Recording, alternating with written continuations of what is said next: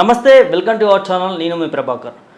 తెలంగాణ రాష్ట్రంలో ఎమ్మెల్సీ ఎన్నికలు దగ్గర పడుతున్న నేపథ్యంలో అన్ని పార్టీలు కసరత్తు చేసుకుంటా ఉన్నాయి. ప్రచారాలు అయితే జోరుగా సాగుతూ ఉన్నాయి.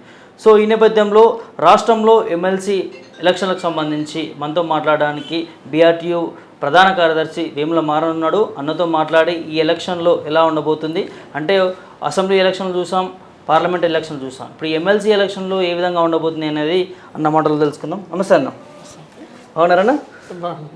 ఎట్లా ఉండబోతుంది అన్న? అంటే రాష్ట్రంలో ఇదివరకు 2 ఎలక్షన్లు మనం చూసినాం. ఈసారి ఉమ్మడి నల్లగొండ కావచ్చు, వరంగల్ కావచ్చు, ఖమ్మం కావచ్చు, ఈ జిల్లాలలో ఎమ్మెల్సీకి సంబంధించి ఎవరు గెలిచే అవకాశం ఉంటుందంట? ముందుగా మీ మిర్రర్ టీవీ ప్రేక్షకుల పక్షాన నల్గొండ, ఖమ్మం, వరంగల్ జిల్లాల పట్టభద్రుల ఎన్నిక సందర్భంగా నేను భారత రాష్ట్ర ట్రేడ్ యూనియన్ ప్రధాన కార్యదర్శిగా మాకు అనుబంధంగా ఉన్నటువంటి అనేక రంగాలు, అంగన్వాడీ, ఆశలు, విఆర్ఓలు, విఆర్ఏలు, ఇతర గోపాలమిత్ర, అనేక మంది డిగ్రీలు చేసి ఓటకు ఉన్న వాళ్ళు ఉన్నారు. వాళ్ళందరికీ నా ప్రార్థన, బీఆర్ఎస్ పార్టీ అభ్యర్థి అయిన ఏనుగు రాకేష్ రెడ్డి గారిని ఓటేసి భారీ మెజార్టీతో గెలిపించాలని నేను రాష్ట్ర ప్రధాన కార్యదర్శిగా వేడుకుంటున్నా. ఇకపోతే నేను అక్కడ ఎలక్షన్లో కొంత క్యాంపెయిన్ అక్కడక్కడ తిరగడం జరిగింది.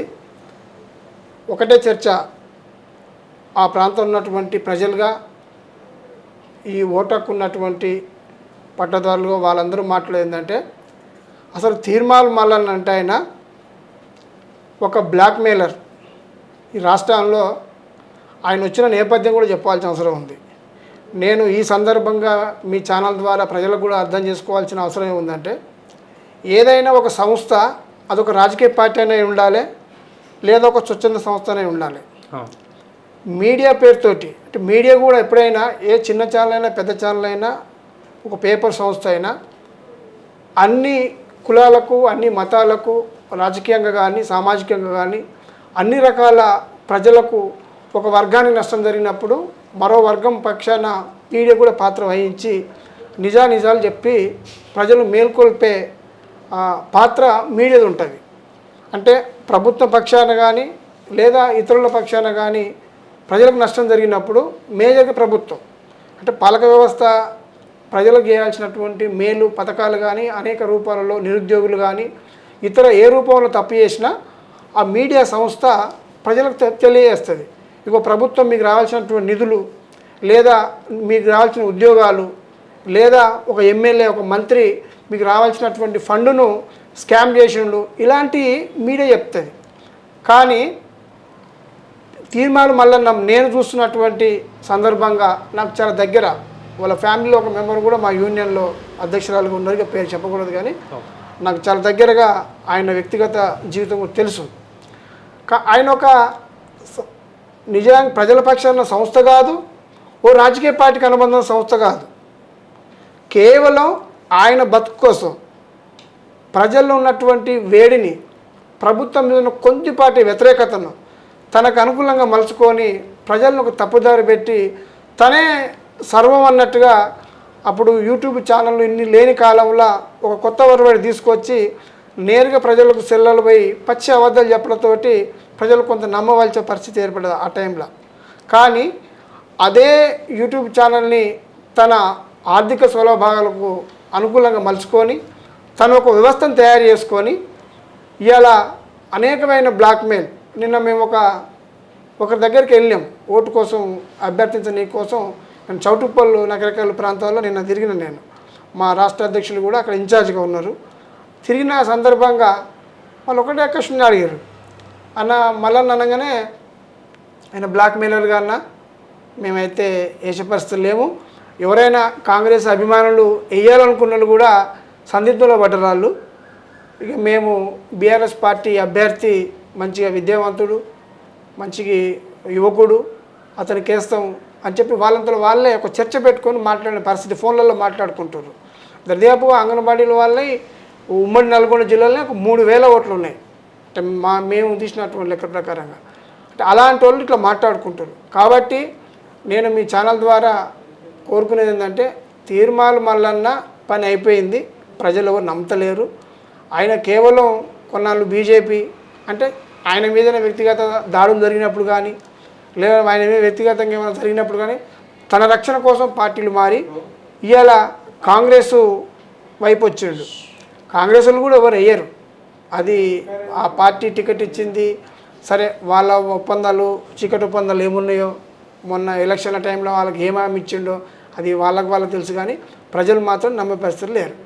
తీన్మార్ మల్లన్న విషయానికి వచ్చేసరికన్నా అంగుళాగు సిద్ధాంతం అని చెప్పిండు, ఎక్కడి నుంచి వచ్చినా మనందరికీ తెలిసిన ముచ్చట. కానీ ఇవాళ శాసన మండలికి పంపితే పట్టభద్రులను గెలిపించి పంపితే పట్టభద్రుల పత్రాలను నేను నిల్చుంటా, వాళ్ళకి తీసుకురావాల్సిన నిధులు కావచ్చు ఏవైనా చేసి తీర్థం ప్రశ్నించే గొంతు నేను అని చెప్పి మాట్లాడుతూ ఉన్నారు కన్నా, ఏం చెప్తారు దీనికి?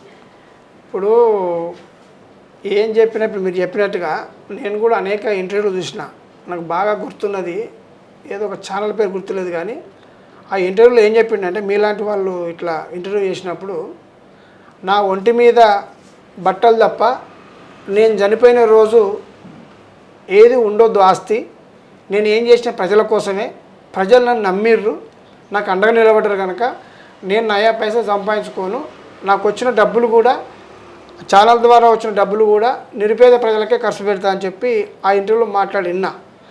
నేను ఈ 2-3 రోజుల ఛానల్లో చూస్తే ఒక కోట్ల విలువైన కారు, అది కియా కంపెనీ అనుకుంటే బ్లాక్ కారు చూసిన, దాన్ని బాగా వైరల్ చేస్తారు వాళ్ళు. అంత ఖరీదైన కారు ఎట్లా వచ్చింది ఇలా, ఒంటి మీద బట్టలు తప్ప ఏముండదు అన్నోనికి?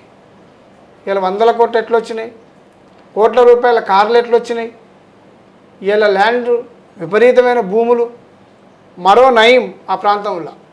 నిజంగా చెప్పాలంటే తీన్మార్ మల్లన్న ఆ ఛానల్ పేరుతోటి ఆ నేము ఒకరి పేరు వాడుకోవద్దు అంటాడు కదా, ఆ పేరునే తను ఇలా వాడుకుంటుండు. V6లో పనిచేసి ఆ పేరు తెచ్చుకొని ఆ సంస్థ పేరును వాడుకుంటు. లెక్కకైతే వాళ్ళు ఆ V6 వాళ్ళు కేసేయాలి అసలు, ఆ సంస్థ పేరు వాడుకున్నందుకు. మరి వాళ్ళకి ఎందుకు తెలియలేదో కానీ అసలు కేసేయాలి, అసలు తీన్మార్ మల్లన్న పదమే వాడొద్దని చెప్పి వాళ్ళు కేసేయాలి అసలు మీద. మరి ఇలా మరో అంటే చీకటి కోణంలో కనిపించని నయం కంటే డేంజర్ ఇలా తీన్మార్ మల్లన్న ప్రజలే అంటారు. ఇలా నల్గొండ కానీ ఖమ్మం కానీ ఆ ప్రాంతంలో ఏ భూమిపై వివాదం వచ్చినా వాళ్ళకు గొడవలు పెట్టి తనే పరిష్కారం చేసి తన మనుషులతో పరిష్కారం చేయించి ఆ డబ్బంతా వాళ్ళకే పోయేటట్టుగా చూస్తున్నాడు. టీం ముందు కూడా ఫుటేజ్ చూపిస్తున్నాడు అట్లా మొన్నటి వరకు. ఏమని? అది మీరు అన్నట్టుగానే డబ్బులు ఇప్పించి భూ తగాదాలు చెప్పించి నేను ప్రజలకు సేవ చేస్తున్నా అని చెప్పి. ఇప్పుడు ఆయన డ్రామా ఇప్పుడు నాకు తెలిసిన మా దోస్తులు కూడా కొంతమంది పోయిర్రు, అంటే ఇట్లా ఎక్కువ ల్యాండ్ కేసులు అని వేరే వాళ్ళు కబ్జా పెట్టారని పోతే ఆయనే నేరుగా వాళ్ళ మనుషులతోటి అక్కడ ఏదైతే వివాదం ఉందో ఆ వివాదం ఉన్న ప్రాంతాన్ని ఎమ్మెల్యేలకు ఫోన్లు చేసి ఎమ్మెల్యేల ద్వారానే పరిష్కారం చేయించిన సందర్భాలు చూసాను నేను. అంటే భయపడి, అంటే రేపు ఏం చేస్తాడో అంటే నేను నయంతో ఎందుకు పోలుస్తున్నా అంటే గతంలో నయం కూడా ఇదే పద్ధతిలో చేసిండు. అంటే ఎక్కడో చీకట్ల కనపడకుంటుండి వాళ్ళకు బెదిరించి ఇప్పుడు నీకు న్యాయంగా నా దగ్గరకు వచ్చినావు, ఇక్కడ నిన్ను అక్కడ వాళ్ళ మనుషులను పెట్టి అక్కడికక్కడనే భయపెట్టించి సెటిల్ చేసి పంపించేది, లేదా అది కాదని చెప్పి పంపించిన కాలాలు ఉన్నాయి. అందుకోసమే ఇలా ప్రతిదీ ఆయన చేసి ఇలా అంత డబ్బు ఎట్లా వచ్చింది, కాంగ్రెస్ పార్టీలో పోవాల్సిన అవసరం ఎందుకు వచ్చింది? నేను నగరకల్లో తిరిగితే ఒక నాకు తెలిసిన మా యూనియన్ పిల్లగాడిని అడిగిన, ఏమి నువ్వు అంత కాంగ్రెస్ కదా ఎట్లుంది తమ్ముడు అని అంటే, అన్న నాకు తీన్మార్ మల్లన్న చాలా అభిమానం ఉంటుండే, నా స్టేటస్లో పెట్టుకుంటుంటే నా కాలర్టూ పెట్టుకుంటుంటే అవన్నీ డిలీట్ చేసేసిన. అంటే ఎందుకు అని అడిగిన, నేను నిన్నడే చెప్తున్నా ఎప్పటిదో కాదు, ఎందుకు అని అడిగిన నగరకల్ టౌన్లో. అంటే ఆయన చెప్పింది ఒకటి చేసింది ఒకటి, నా మస్తు అభిమానం ఉండే. అసలు ఆయన కాంగ్రెస్ పార్టీలకు ఎందుకు పోయిండు, కొన్నాళ్ళు బీజేపీలో పోయిండు, జనం అంతా ఎందుకు నమ్మిర్రు? ఏ పార్టీకి అనుబంధం లేకుండా ఎక్కడ అన్యాయం జరిగితే అక్కడ ప్రజల వైపున ప్రజల గొంతుకగా ఆ టీవీ ద్వారా కొన్ని సమస్యలు పరిష్కారం అయితే ఆశించి అభిమానం పెంచుకోరు. అట్లాంటిది అలా ఆయన పోయి కాంగ్రెస్ వాళ్ళని తిట్టిండు, కాంగ్రెస్ వాళ్ళ పక్కన తిరుగుతుడు, ఎమ్మెల్యే చుట్టూ తిరుగుతుడు, కాబట్టి ఈయన అక్కరాడు అని చెప్పి నేను తీసేసిన. రేపు ఓటు కూడా అయ్యామేమో అని చాలామంది చెప్పారు నాకు నిన్న మేము తిరిగితే. కాబట్టి ఆయన ఓన్లీ ఆయన వ్యక్తిగతంగా తన ఆస్తుపాస్తులు పెంచుకొని కోసం ఆయన జీవితం కోసం తప్ప తీన్మార్ మల్లన్న అంటే ఆయన ఒక రాజకీయ పార్టీ కాదు, లేకపోతే ఆయన ఒక స్వచ్ఛంద సంస్థ కాదు, అసలు ఏందైనా ఇండిపెండెంట్ వ్యక్తిగా ఎదిగిండు. కాబట్టి నయం కట్టిన కొన్నాళ్ళు విచ్చలవిడిగా ఎదిగిండు, ప్రభుత్వం చేయవలసిన పని చేసింది. రేపు తీన్మార్ మల్లన్న కూడా అద్దుమీరి చాలా చేస్తున్నాడు, ఈ ఎలక్షన్లో మాత్రం ఆయన గెలవాడు. అంటే ఇంకోటి ఈ ఎమ్మెల్సీ ఎలక్షన్ రావడానికి ప్రధాన కారణం పల్లా రాజేశ్వర రెడ్డి జనగాం ఎమ్మెల్యేగా గెలవడం. సో వాళ్ళు ఏం చెప్తున్నారంటే మెయిన్గా తిన్మర్ మల్లన్న ఏం చెప్తున్నారంటే బీఆర్ఎస్ నాయకులు పార్టీల కోసం పదవుల కోసం పార్టీలు మారుతూ ఉన్నారు. సో పదవుల కోసం ఆశిస్తూ ఉంటారు. నేను పదవుల కోసం కాదు, ఖచ్చితంగా నీ పట్టభద్రుల పట్టణ నేను నిల్చుంటా, ఇవాళ ఈ ఎన్నికలు రావడానికి కారణం వాళ్ళే, మళ్ళీ వాళ్ళనే గెలిపియొద్దు అని చెప్పి మాట్లాడుతూ ఉన్నారు. బీఆర్ఎస్ నాయకులు ఏం చెప్తారు? అంత గుడి ఏమో నమ్మరు. ఇప్పుడు పల్లరాజపేట గారి మీద చిన్న మళ్ళీ పోటీ చేయలేదా పోయినసారి? అసలు ఏదో చేసిండా? ఇప్పుడు ఆయన చెప్పే వాదన అంత గుడి ఎవరు నమ్మరు. అంటే ఇలా బై ఎలక్షన్లు వచ్చినాయి కనుకనే వాళ్ళు నష్టం చేస్తారు, నేను లాభం చేస్తా అన్నాడు. మరి జనరల్ ఎలక్షన్లో ఈయన కూడా పల్లరాజపరెడ్డి, కోదండరామరెడ్డి వీళ్ళంతా పోటీ చేసారు కదా. ఇలా పల్లరాజపరెడ్డి గారు చేసిన మేలు ఇవాళ మా బీఆర్ఎస్ అభ్యర్థి బీఆర్ఎస్ పార్టీ పెట్టినటువంటి రాకేష్ రెడ్డి గారి మీద చాలా ఎఫెక్ట్ ఉంది. అంటే పల్లరాజపరెడ్డి గారు ఎప్పుడు ఉద్యోగస్తులకు కానీ వాళ్ళ సమస్యల మీద కానీ చాలా పనులు చేసేటోళ్ళు. చాలామంది పొద్దున్నే 6-7 గంటలకు ఇంటికి వచ్చేటోళ్ళు. ఆయన చాలా పనులు చేయించిండు పల్లరాజపరెడ్డి గారు. ఆ గౌరవం కూడా ఇవాళ పబ్లిక్లో ఉన్నది. నేను మొన్న చాడ ముత్తులగూడెం భువనగిరి కొన్ని ఏరియాలో తిరిగితే చాలామంది పల్లరాజు సారు మాకు అందుబాటులో ఉండేది, మాకు బాగా పనిచేసినా, ఇలా అతను కూడా మద్దతుండు, మేము రాకేష్ రెడ్డినే గెలిపిస్తామని చెప్పి జనం కూడా చెప్తారు. మళ్ళన మాటలు అవి డమ్మి, ఎవరు నమ్మరు. ఇప్పుడు నమ్మే పరిస్థితి లేదు. ఇవన్నీ గోల్మాల మాటలు మాట్లాడుతున్నారు. ఎవరైనా ఒక కొత్తగా వచ్చినప్పుడు సరే వీడియో ఏం చేస్తారో కొంచెం నమ్ముతారు అంతే. ఇప్పుడు తెలిసిపోయింది కదా, పబ్లిక్ చెప్పాల్సిన పని లేదు, తెలిసిపోయింది. కాబట్టి పల్లరాజపరెడ్డి మన ఎలక్షన్లలో ఎమ్మెల్యేగా పోటీ చేసి గెలిచిండు, బై ఎలక్షన్లు వచ్చినాయి. మరి ఈయన మరి ఎందుకు చేస్తుండు? మళ్ళా చేయొద్దుగా, ఆయన ఎందుకు చేస్తుండు? మరి వేరే వాళ్ళు ఉండొచ్చుగా. మరి ఎమ్మెల్యేగా పోటీ చేస్తాను, ఎంపీగా పోటీ చేస్తాను, వాళ్ళ పార్టీకి టికెట్ ఇవ్వలేదు. ఈయనకు టికెట్ ఇవ్వలేదు, ఎంపీ ఎందుకు ఇవ్వలే? వాళ్ళు రేవంత్ రెడ్డి నమ్మే పరిస్థితి లేదు. ఆయనను కాంగ్రెస్ పార్టీ నమ్మే పరిస్థితి లేదు. కేసు కాగానే ఢిల్లీ పోయి అమిత్ షా దగ్గర బీజేపీలో కండవ కప్పుకోండు, మళ్ళీ ఇడికి వచ్చి మాట మార్చి మళ్ళీ రేవంత్ రెడ్డితో జత కట్టిండు. ఇంకెవరు నమ్ముతారు? ఆయన ఒకవేళ ఎమ్మెల్సీ ఎలక్షన్ ఓడిపోతే తిన్మార్ మళ్ళీ పార్టీ మారే అవకాశం ఉందంటారా మీ అంచనా ప్రకారం? ఆయన ఏదైనా చేస్తాడు. ఒకవేళ రేపు రేవంత్ రెడ్డికి వీళ్ళకైనా సంకేతం కుదరలేదు అనుకో, ఏమైనా ఆర్థిక లావాదేవీలు సెట్ కాలేదనుకో, మళ్ళీ ఏమంటే బీజేపీ వైపు పోతాడు. దాన్ని ఆశ్చర్యపోవాల్సింది ఏం లేదు. ఇప్పుడు ఆయన సొంతంగా పార్టీ పెడతాను తిరిగే కొందరు వేదికల వీడియోలు లేవా జనాల కాడ? అన్నీ చూపిస్తారు, అన్ని వీడియోలు చూపిస్తారు, పబ్లికే చూపిస్తారు, అన్ని దగ్గర సేవ్ చేసి పెట్టుకోరు. ఆయన అప్పుడేం మాట్లాడాడు, ఇప్పుడేం మాట్లాడాడు, గతంలో ఏం మాట్లాడాడు, స్టార్టింగ్ ఏం మాట్లాడాడు, ఇప్పుడు ఏం చేస్తున్నాడు, రేపు భవిష్యత్ కాలం ఇంకేం చేయబోతాడు. సింపుల్గా నేను ఒక మహిళ కూడా నేను పోయి అడగగానే అంటుంది, అన్న మేము ఇంకా బ్లాక్ మెయిల్కి ఏమన్నా మేము డిసైడ్ అయినా వాళ్ళని నువ్వు చెప్పినా చెప్పకుండా మేము ఎలక్షన్లకి వేస్తున్నాం ఓటు, ఇక మేము ఉద్యోగస్తులం కనుక ఎక్కువ మాట్లాడలేమని చెప్పి మాకు చెప్తారు ఇళ్ళ పెట్టి పోతే.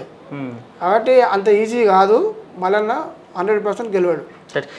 ఓవరాల్ జనరల్గా వస్తే కాంగ్రెస్ ప్రభుత్వం ఏర్పడి 5-6 నెలలు అవుతా ఉందన్న, మీ ఆటో డ్రైవర్ల పరిస్థితి ఏంది? ఇవాళ రాష్ట్రంలో అనుకున్న హామీలు నెరవేరుస్తామన్న హామీలు నెరవేరుస్తున్న కాంగ్రెస్ ప్రభుత్వం.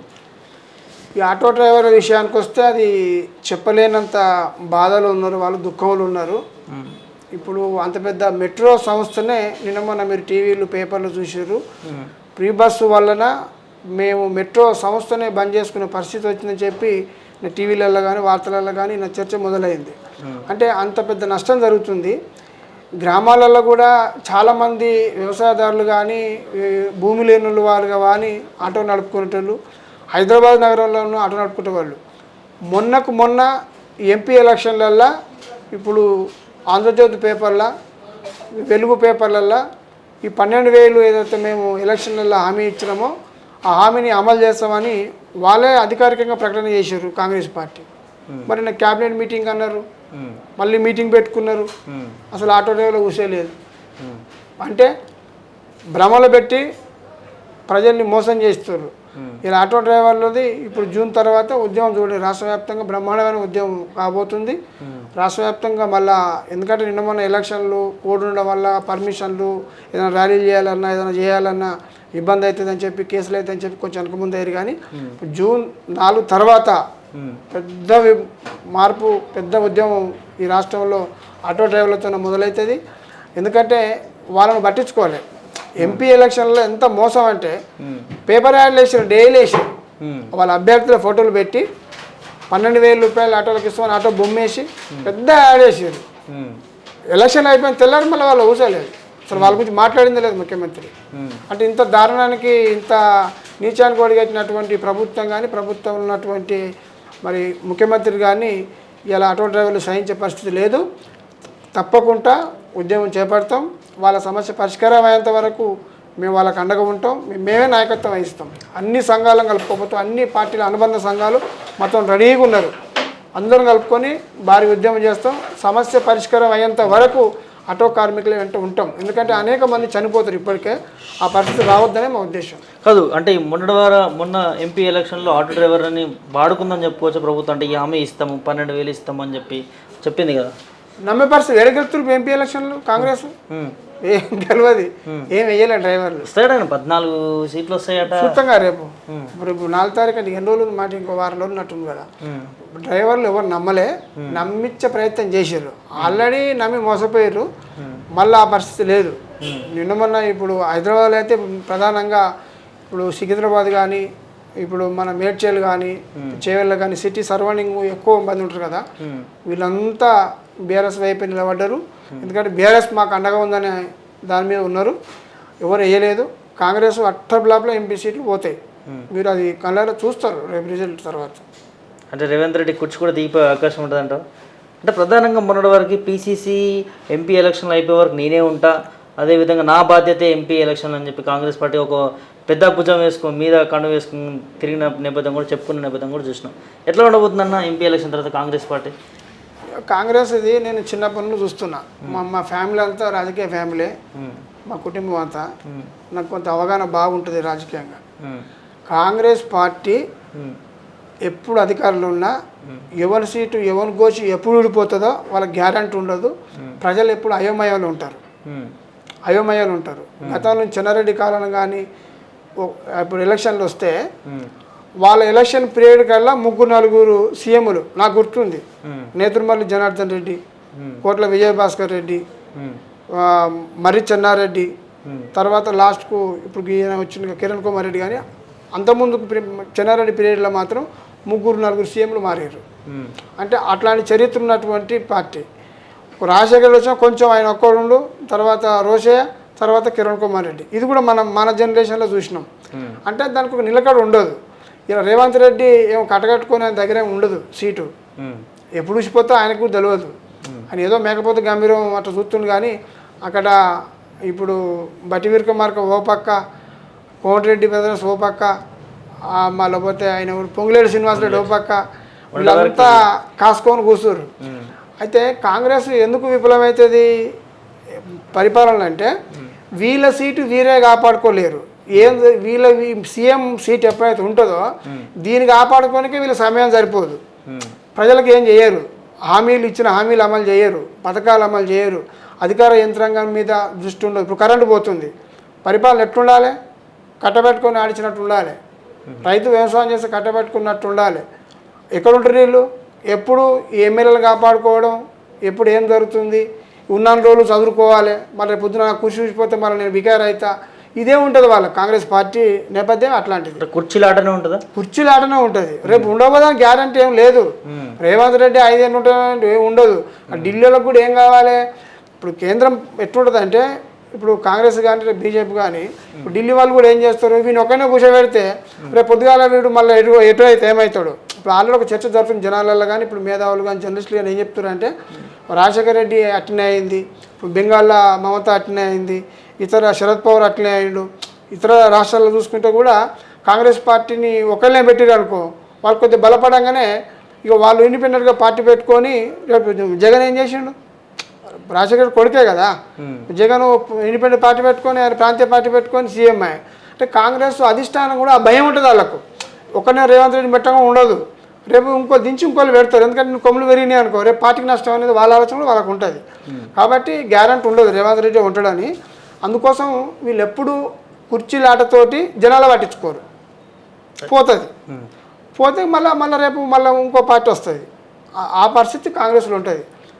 రైట్. ఇంకోటన్నా, నిన్న కోమటిరెడ్డి వెంకటరెడ్డి మాట్లాడుతూ బీఆర్ఎస్ పార్టీ పని అయిపోయింది, ఈ జూన్ 4 తర్వాత బీఆర్ఎస్ పార్టీ ఖాళీ అయిపోతుంది, ఓన్లీ కేసీఆర్, కేటీఆర్, హరీష్ రావు ముగ్గురే మిగులుతారు, బీఆర్ఎస్ పార్టీ ఖతం అయిపోయిందని చెప్తా ఉన్నారు. ఏం చెప్తారు దీనికి? బీఆర్ఎస్ అది తప్పు. నేను 2001 తెలంగాణ ఉద్యమం నుంచి ఉన్న కేసీఆర్ బాటలో మేము ఉడతభక్తిలాగా మేము కూడా కార్మిక సంఘంగా అనేక సంఘాలు చేసినాం. ఎప్పుడైనా దేశంలో కానీ రాష్ట్రంలో కానీ ఒక వ్యవస్థ, ఒక సంస్థ ఒకరు కులిస్తే పోదు. బీఆర్ఎస్ పార్టీ అనేది ఒక రాజకీయ పార్టీ, ఒక సంస్థ. ఇవాళ కొంతమంది ఎమ్మెల్యేలు ఎందుకు పోతుంది? ఇప్పుడు మందరి సత్యనారాయణ అని రాజశేఖర్ పీరియడ్లో 26 మంది ఎమ్మెల్యేలు ఉన్నప్పుడు 16 మంది ఎమ్మెల్యేలు వేరు. టీఆర్ఎస్ పార్టీ నుంచి మందరి సత్యనారాయణ పేరు కూడా చెప్తున్నా, అప్పుడు 4 లీడర్ ఉండే. 16 మంది రాజశేఖర్ పీరియడ్లో 16 మంది వేయరు. ఇక అయిపోయింది, తెలంగాణ ఉద్యమం పని అయిపోయింది, కేసీఆర్ పని అయిపోయింది, టీఆర్ఎస్ పని అయిపోయింది అన్నారు. కేసీఆర్ తెలంగాణ సాధించలే, ప్రభుత్వం ఏర్పాటు చేయలే. ఎంత చరిత్ర అది! ఓ ఉద్యమ నాయకుడే ప్రభుత్వాన్ని ఏర్పాటు చేసి ఇలా సస్యశ్యామలంగా రాష్ట్రాన్ని మంచిగా చేసిండు. మరి అట్లాంటిది ఇలా కోమటిరెడ్డి వెంకరెడ్డి మాట్లాడుతుండు. ఇప్పుడు మీ వరకే వద్దాం, కాంగ్రెస్ పార్టీ అనుకుందాం. కాంగ్రెస్ పార్టీ 12 మంది గెలిస్తే 6 మంది మిగిలిర్రు. మరి ఇలా గవర్నమెంట్ ఎట్లా ఫామ్ చేసింది? కాంగ్రెస్ పార్టీ ఎట్లా ఫామ్ చేసింది? కాంగ్రెస్ పార్టీ 6 మంది ఉన్నటువంటి ఎమ్మెల్యేలు ఉన్న కాంగ్రెస్ పార్టీ గవర్నమెంట్ ఎట్లా ఫామ్ చేసింది? అంటే ప్రజలు సీట్లు ఇస్తేనే కదా, ప్రజలు నమ్ముతూనే కదా. అట్లనే ఇవాళ బీఆర్ఎస్ పార్టీ కూడా కొంతమంది ఎమ్మెల్యేలు ఎంపీ ఎలక్షన్ తర్వాత పోతే పోని మళ్ళీ ఎలక్షన్కి వస్తాయి కదా. ఇదే కాంగ్రెస్ చేసే తప్పులు కేసీఆర్ మూకోడు, చిన్న మనిషి కాదు. కేసీఆర్ గారికి అన్నీ తెలుసు. ప్రజలతోనే ఉంటాడు ఆయన. నాయకులను ఎంతవరకు నమ్మాలో అంతవరకు నమ్ముతాడు. నాయకులు అంటోళ్ళు, ఎమ్మెల్యే అంటాడు, వారి అవసరం కోసం పోతాడు ఉంటాడు. సిద్ధాంతాన్ని, నాయకుడిని, ప్రజల్ని నమ్మి గెలిపించిన వాళ్ళు మోసం చేద్దాం అనుకున్న వాళ్ళు పార్టీ వైపు ఉంటారు. తన వ్యక్తిగతం కోసం, తన స్వార్థం కోసం వారు మంత్రి పదవికో, టెండర్కో, వాళ్ళకో కాంట్రాక్ట్కో ఎరేస్తే పోతారు. కానీ సిద్ధాంతానికి, పార్టీకి, అధినాయకునికి నమ్మించి ఓట్లేసిన ప్రజల వైపు ఉండాలనుకున్న ఎమ్మెల్యేలు ఉంటారు. ఇప్పుడు ఎమ్మెల్యేలు ఉన్నా పోయినా ఇప్పుడు కేసీఆర్ గారికి కొత్త గవర్నమెంట్ వచ్చేది ఏం లేదు కదా. ఇప్పుడైతే అట్లాంటి పరిస్థితి ఏం లేదు కదా. మళ్ళీ తెలుసుకుంటాడు, కానీ పార్టీ పోదు. తప్పది. కోమటిరెడ్డి వెంకరెడ్డి గారి మాట అది ఆయన కాదు, రేవంత్ రెడ్డి పదే అంటుండు. చాలా తప్పు. ఏ రాజకీయ పార్టీ అయినా అది మళ్ళీ ఇంకో రూపంలో ప్రజలతో మమేకం అవుతుంది, మళ్ళీ లేస్తుంది. మళ్ళీ కేసీఆర్ గారు సీఎం అవుతాడు. ఇదే మళ్ళీ ప్రభుత్వం ఏర్పాటు చేస్తుంది బీఆర్ఎస్ పార్టీ. ఏం టెన్షన్ లేదు దాని గురించి. ఓవరాల్గా ఎమ్మెల్సీ ఎలక్షన్ ఒక మాటలో చెప్పాలంటే ఏం చెప్తారు? ఎమ్మెల్సీ ఎలక్షన్లో ఇంతకుముందు చెప్పినట్టుగానే మళ్ళీ చెప్తున్నా, ప్రజలు క్లియర్గా ఉన్నారు. అంటే ప్రభుత్వం ఇవాళ మొన్నటిదాకా ఏదో తీర్మానం వల్లన్నా నేను ప్రతిపక్షంలో ఉన్న పార్టీకి అండగున్నా, ప్రభుత్వం తప్పులు ఎండగడతా అని చెప్పినోడు ఇవాళ ప్రభుత్వం వైపు ఉన్నాడు. కాబట్టి ప్రభుత్వం వైపు ఉన్నప్పుడు ఇలా అక్కడ ఉన్నటువంటి ఉద్యోగస్తులు కానీ, మరి ఇలా ఓట్లేసినటువంటి ఉద్యోగస్తులకు కానీ, వాళ్ళకి ఏదైనా ప్రభుత్వ పక్షాన ఏదైనా కావాలన్నప్పుడు ఇలా మండలిలో మాట్లాడాల్సింది ఎవరు? ప్రతిపక్ష నాయకులు అయితేనే ప్రభుత్వానికి చేసినటువంటి తప్పులు కానీ ఎండగట్టి వీళ్ళకి నష్టాలు కష్టాలు వీళ్ళ వైపు, వీళ్ళ గొంతుకై ఇలా రాకేష్ రెడ్డి ఉంటాడు. కానీ తీర్మానం మళ్ళీ ఉంటాడా? ఉండగలుగుతాడా? ఆయన చెప్పిందే కదా.